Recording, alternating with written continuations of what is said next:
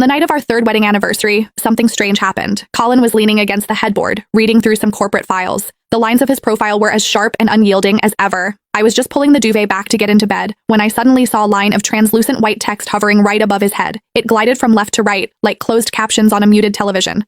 Why isn't she asleep yet? God, it's annoying. The text practically echoed in my head with his exact tone of voice, but his lips hadn't moved. I rubbed my eyes hard. The words vanished. Thinking my mind was playing tricks on me, I tested the waters. I shifted closer and gently looped my arm through his. Honey, would you come shopping with me tomorrow? I asked softly.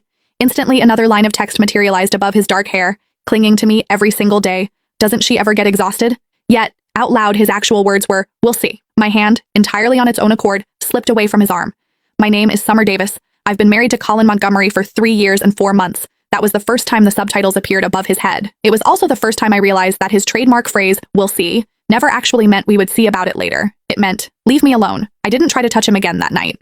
Colin flipped a page of his document, and another line of text drifted through the air. Finally, some peace and quiet. Those 5 words cut deeper than anything he could have actually said out loud. I lay on the far edge of my side of the mattress, pulling the covers all the way up to my chin. My heart felt like it was being slowly pinched between someone's fingernails. The next morning, I woke up at 6 a.m., just like always. I spent 40 minutes in the kitchen making slow-simmered steel-cut oats with caramelized apples and pecans, pairing it with his favorite hand-ground espresso. Colin came downstairs, impeccable in his tailored suit, and sat at the kitchen island. A line of text floated above his head. Oatmeal again. Could she have any less imagination? Out loud, he didn't say a word. I slid the ceramic bowl in front of him.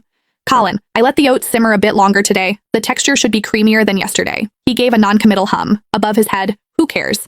I stared at the bowl of oats, suddenly nauseous. 3 years, every single day, waking up at 6 to make sure he had a warm homemade breakfast. Cinnamon oats, avocado toast with perfectly poached eggs, freshly baked scones. I rotated them constantly. 3 years, over 1,000 mornings, and he had never cared about a single one of them. At 10 o'clock, my mother-in-law arrived. Constance Montgomery swept into the foyer wearing a gray cashmere coat, carrying 2 expensive jars of imported Manuka honey. Where is Colin? At the office, Constance. I took the honey with a practiced smile and turned to put the kettle on for her tea. A line of text drifted above Constance's perfectly coiffed hair, calling me by my first name as if she belongs here. My footsteps faltered for a fraction of a second. Constance settled into the living room sofa, her sharp eyes sweeping the space. Summer, the water in that crystal vase needs changing. It's looking cloudy. Of course, I'll change it right now. All she does is buzz around Colin all day, completely oblivious to how out of her depth she is.